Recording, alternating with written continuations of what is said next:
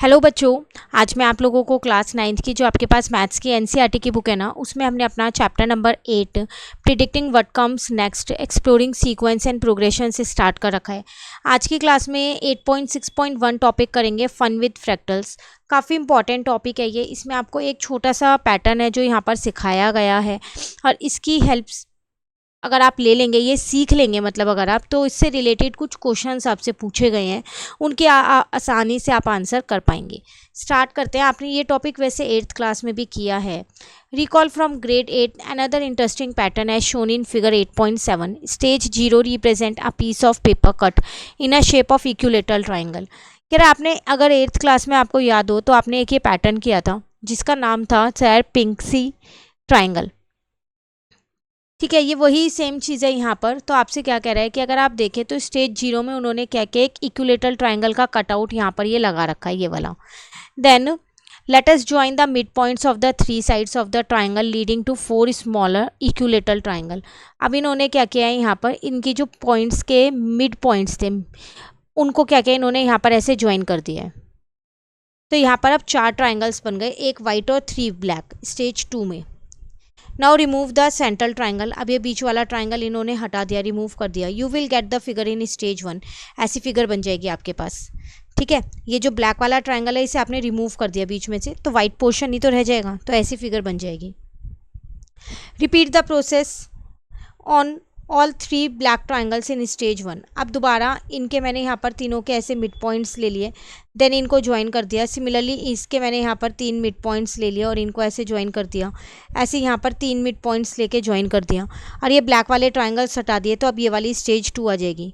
फिर दोबारा इन ब्लैक वाले ट्राइंगल्स में मैंने यही सेम कंसेप्ट यूज़ किया, मिड पॉइंट से ज्वाइन कर दिया। ठीक है, तो उसके बाद जो ट्राइंगल आया उसमें रिमूव कर दिया, तो फिर ये वाली फिगर बन जाएगी। So this will lead to figure in stage 2. In similar manner we arrive at stage 3 from stage 2 and stage 4 from stage 3. तो इस पूरे प्रोसेस को जो ये हम चलाते जा रहे हैं कि एक इक्विलेटरल ट्राइंगल की तीनों साइड के मिड पॉइंट्स को ज्वाइन करके एक ट्राइंगल बनाना है, देन उसका वो कटआउट बीच का निकाल लेना है, बाकी के 3 ट्राइंगल्स रह जाएंगे।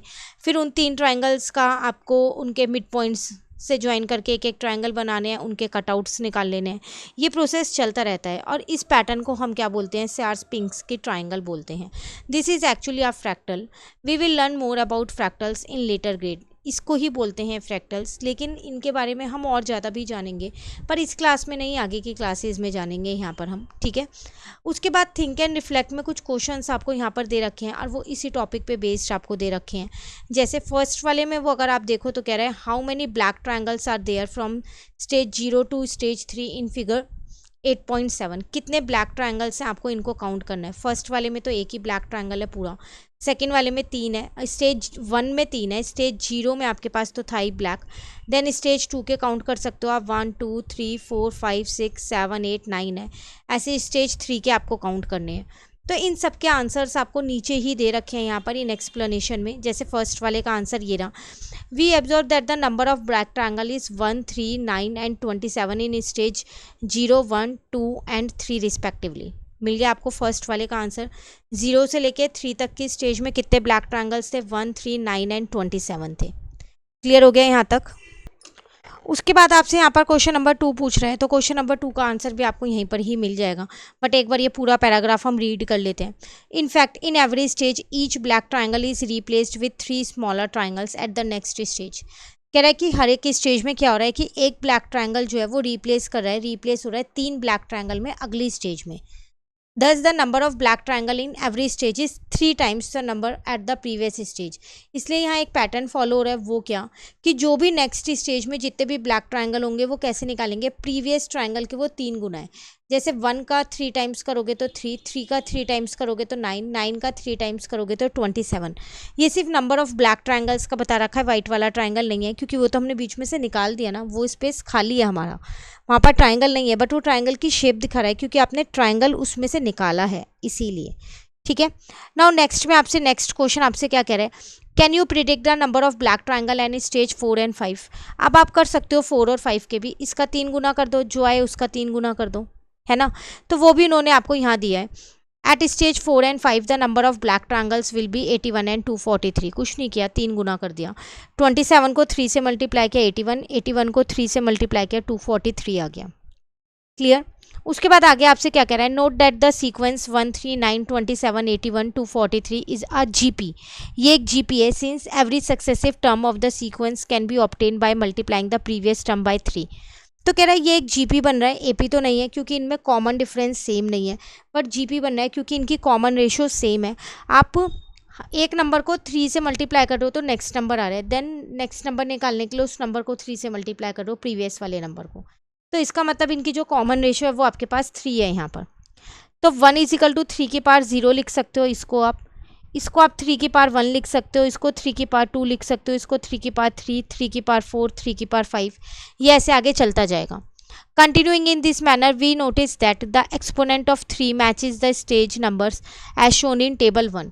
कह रहा है कि अगर आप ये देखो तो यहाँ पर पता चलेगा टेबल 1 एरा स्टेजेस से मैच करिए। फर्स्ट स्टेज है तो 3 की पावर 1 हो जाएगा, सेकेंड स्टेज है तो 3 की पावर 2 हो जाएगा, थर्ड स्टेज है तो 3 की पावर 3 हो गया, फोर्थ स्टेज है तो 3 की पावर 4 हो गया, 5 स्टेज है तो 3 की पावर 5 हो गया, nth स्टेज होगी तो 3 की पावर n हो जाएगा। ये तो नंबर ऑफ ब्लैक ट्रायंगल्स के बारे में आपको बता रखा है, बट शेडेड एरिया भी है, अभी हम उसको पहले समझ लेते हैं फिर उसको देखेंगे क्या है यहाँ पर। तो वही चीज़ आपको यहाँ बता रखी है कि अगर आप nth स्टेज पे आओगे तो वो 3 की पावर n हो जाएगा। यहाँ तक क्लियर हो गया। तो जो हमारा क्वेश्चन चल रहा था वो यही चल रहा था, can you find the rule for number of black triangle eight nth stage. nth stage का आप निकाल सकते हो, 3 की पावर n हो जाएगा। तो ये इसका रूल भी निकल गया। ठीक है, तो तीनों क्वेश्चंस कंप्लीट हो गए। अभी इसका एक क्वेश्चन रह गया है, पहले हम यहाँ का रीड कर लेते हैं, उसका आंसर भी आपको इसी में ही मिल जाएगा। ठीक है, तो आपसे अब आगे क्या कह रहे हैं, what about the area of black region. जो ब्लैक रीजन है उसके एरिया के बारे में आप क्या कहेंगे।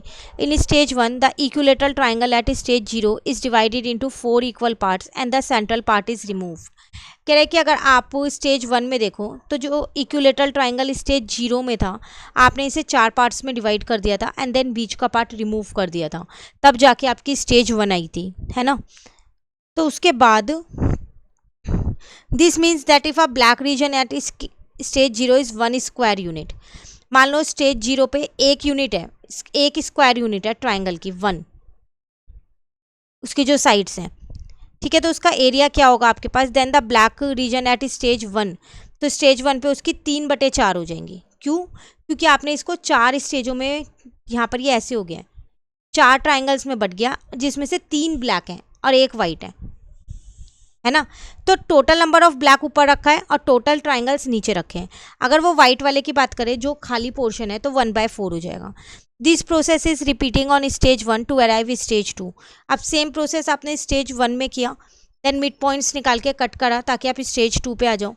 तो स्टेज 2 में क्या हो जाएगा, ब्लैक रीजन कितने हो जाएंगे, इसके 3/4 इंटू 3/4। ठीक है, यहाँ तक क्लियर हो गया। ऐसे ये चलता जाएगा स्टेज 3 में, तो 3/4 की पावर 3 आ जाएगा, स्टेज 4 में 3/4 की पावर 4 आ जाएगा, तो उसका एरिया आ जाएगा। तो ब्लैक रीजन का अगर मैं एरिया की बात करूं तो क्या आ रहा है, 3/4 की पावर n आ रहा है। क्लियर है, तो वही चीज़ आपको यहाँ पर बता रखी है। शेडेड एरिया की अगर हम बात करें तो 1 का 1 है, फर्स्ट स्टेज में 3/4 है, सेकेंड स्टेज में 3/4 की पावर 2 है, जो सी स्टेज है उतनी ही पावर है। थर्ड स्टेज में 3/4 की पावर 3 है, फोर्थ स्टेज में 3/4 की पावर 4 है, फिफ्थ स्टेज में 3/4 की पावर 5 है और nth स्टेज में 3/4 की पावर n है। तो ये आपको वो ब्लैक रीजन का पूरा एरिया दे दिया है। यहाँ तक क्लियर हो गया। The area of the black region at each stage also lead to geometric progression. ये भी एक जीपी बता रहा है। क्यों, क्योंकि जो हर एक सक्सेसिव टर्म है, आगे वाली जो टर्म है वो आपको कैसे मिल रही है, प्रीवियस टर्म में एक कॉमन नंबर से आप मल्टीप्लाई कर रहे हो जो कि 3/4 है, तो इसलिए ये भी आपकी जीपी बना रही है। दस while the number of black triangles increases, जैसे भी number of black triangles increase होते रहेंगे, the area of the triangles decreases, तो उनका एरिया घटता जाएगा क्योंकि वो और छोटे छोटे होते जा रहे हैं। ध्यान से एक बार आप अपनी फिगर में देखो कि इनका एरिया क्यों घट रहा है। पहले ये देखो इतना बड़ा था एक ब्लैक ट्राइंगल, अब देखो उसके अंदर 3 और आ गए हैं और एक वाइट वाला भी निकल गया वो, फिर उसके अंदर और छोटे हो गए, तो उनका जो एरिया है धीरे धीरे डिक्रीज होता रहेगा। क्लियर हो गया यहाँ तक क्वेश्चन। चलिए, उसके बाद आपको ये टेबल दे रखी है, टेबल हमने समझ ली है। नेक्स्ट में आपसे क्या कह रहे हैं, the explicit formula for the number of black triangle and the area of the black region at any stage is given bye.